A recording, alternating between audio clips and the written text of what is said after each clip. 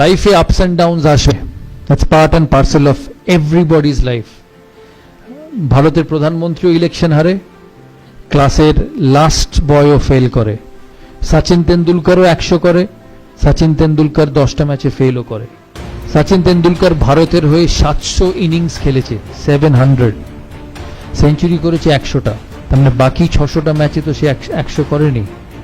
But every time he has turned out for India, he has believed that he will succeed.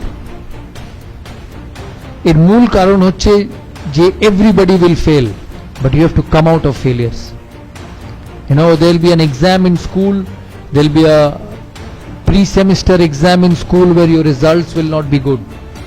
Maybe you have not studied enough.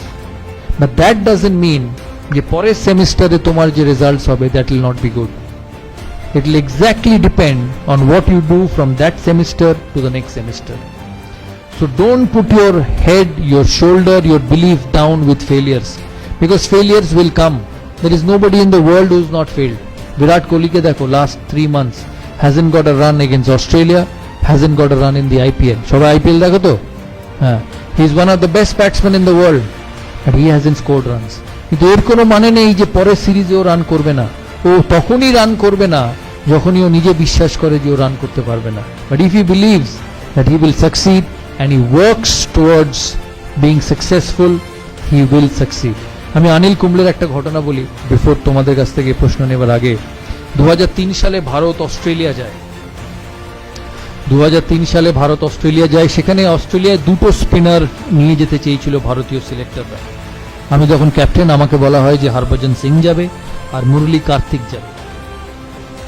আমি ওই সময় জানতাম যে অনিল কুম্বলে যদি ওই ট্যুরে না যায়, অনিল কুম্বলের ক্যারিয়ার হয়তো শেষ হয়ে যাবে।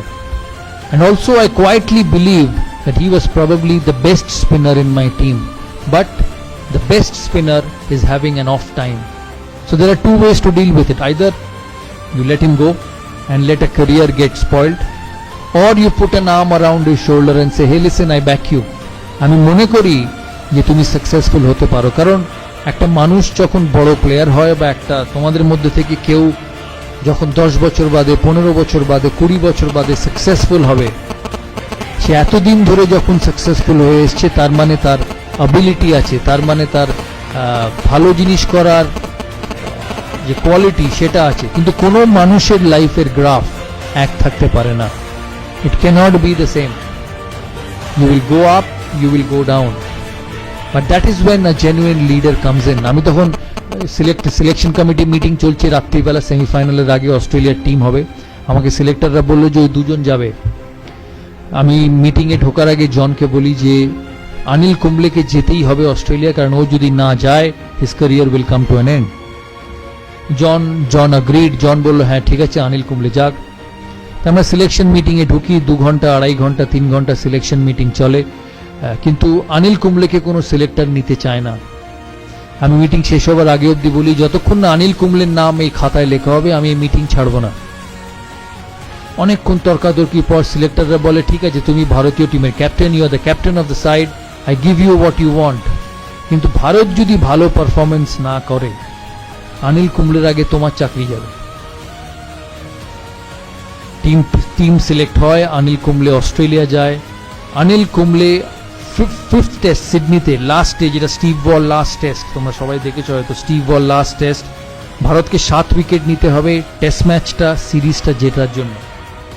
আমার সকালে অনিল কুম্বলের সঙ্গে দেখা সিডনি মাঠে ড্রেসিং রুমে। আমি অনিলকে গিয়ে জিজ্ঞেস করি যে Anil, this is one of the biggest days in Indian cricket, কারণ ভারত অস্ট্রেলিয়ায় গিয়ে অস্ট্রেলিয়াকে কোনোদিন হারাতে পারেনি, and we have a chance of beating them. তখন আমি বললাম what should I do? 90 over সারাদিনের খেলা, আমাকে 7টা উইকেট নিতে হবে, এরপরে সিরিজ শেষ, how do I go about? আমাকে একটা কথা বললো যে তুমি you worry about the 45 overs from the other end, and I will look after the 45 overs from this end, because he is such a champion. Anil Kumble, আমরা ওই সিরিজে এত ভালো খেলি, আমার এখনো মনে আছে অস্ট্রেলিয়াতে যখন 5th টেস্টের পরে সিডনি, এরা মিডিয়া রুম এত বড় ছিল, আমি মিডিয়া রুমে ঢুকি, মিডিয়া কনফারেন্সে আমি হঠাৎ ঢুকে দেখি শুধু হাততালি। আমি অবাক হয়ে যাই ফার্স্টে যে কেন এত হাততালি দিচ্ছে, কি কারণ? অস্ট্রেলিয়ার এক মিডিয়া আমাকে বলে যে we are extremely proud of the Indian team, যে লাস্ট 15 বছরে অস্ট্রেলিয়ান ক্রিকেট এত শক্ত ছিল যে কেউ কম্পিট করেনি। You are one of the only side who not only competed but you beat us at home. আর এটা পসিবল ছিল because of Anil Kumble. He finished as the highest wicket taker of the season, and ওই বছর Anil Kumble 75টা wicket পেয়েছিল, যেটা ও কেরিয়ারে কোনোদিন পায়নি। এই কথার মানে হচ্ছে যে even a champion, even the best will go down, even the best will have tough times, but if you want to be a leader, if you want to be someone who actually turns around people, you have to put an arm around him and say, hey listen, I support you. আমি বিশ্বাস করি যে তুমি আমার টিমকে এগিয়ে নিয়ে যেতে পারবে, and it works like magic. তাই এই কথাগুলো বললাম, তোমরা মাথায় রেখো। তোমাদের কি প্রশ্ন আছে আমাকে জিজ্ঞেস করো, লজ্জা পাবে না, কারণ আমি তো বারবার সেরকম কথা বলতে পারবো না। তাই this is one time opportunity for all of you. জানি অনেকক্ষণ বলে ফেললাম, প্রায় 50 মিনিট হয়ে গেল। তোমরা বলো, তোমরা কি জানতে চাও? বাট বিফোর আই ফিনিশ আমি একটা কথা বলতে চাই যে আমি এর আগে কোনোদিন কোনো ইনস্টিটিউটের অ্যাম্বাসেডর হইনি। This is the first time. আমি প্রায় 100টা ব্র্যান্ড এন্ডোর্স করেছি, কোক থেকে, এই কোক, পেপসি, যা বলবে সব। দাদার ছবি হয়তো তোমরা সারা কলকাতার কোনো না কোনো হোর্ডিং এ দেখেছো। But one of the main reason of me being a part of this institute is to see your career grow. তাই আমার অ্যাসোসিয়েশন এই ইনস্টিটিউটের সাথে সাকসেসফুল তখনই হবে যখন তোমাদের ইনস্টিটিউটের চিফ ট্রাস্টি, তোমাদের প্রিন্সিপাল 1 বছর বাদে, 2 বছর বাদে বা 3 বছর বাদে যখন আমার সঙ্গে ফোনে কথা হবে, তখন যাতে বলতে পারে যে দাদা আপনি আমাদের ইনস্টিটিউটের সাথে ইনভলভ হয়েছিলেন, we have produce some scholars from this institute, and that will only happen because of you. খেলাধুলোয় কোচ, পড়াশোনায় teacher can teach you, can tell you what to do, but what you become, what you do is up to you. দেখবে বাড়িতে মা যখন রেগে যায় প্রায় বলে যে আমি তো ঘোড়াকে জল অবধি নিয়ে যেতে পারি, আমি তো জল খাওয়াতে পারবো না। So it's the same thing. টিচাররা পড়াবে, কোচ তোমাকে বলবে কি ঠিক করতে হবে, কিন্তু ভালো কি খারাপ, brilliance will only be obtained by you. তাই এখানে তোমরা হচ্ছ দ্য মোস্ট ইম্পর্ট্যান্ট। আমি তোমাদের চিফ ট্রাস্টিকে আমি রিকোয়েস্ট করেছি যে আমি অ্যাটাচড হয়েছি এখানে।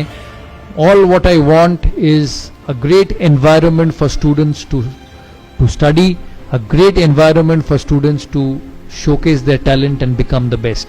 কিন্তু এই এনভায়রনমেন্টটা ধরে রাখার যেমন ওনাদেরও কর্তব্য, তোমাদেরও কর্তব্য।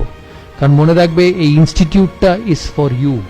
এই ইনস্টিটিউট থেকে তোমাদের চিফ ট্রাস্টি বা মালিক ডিগ্রি নিয়ে বেরোবে না, ডিগ্রি নিয়ে বেরোবে তোমরা। So this institute, this facility is for you to make the most of it and become one of the most successful people one day. Thank you.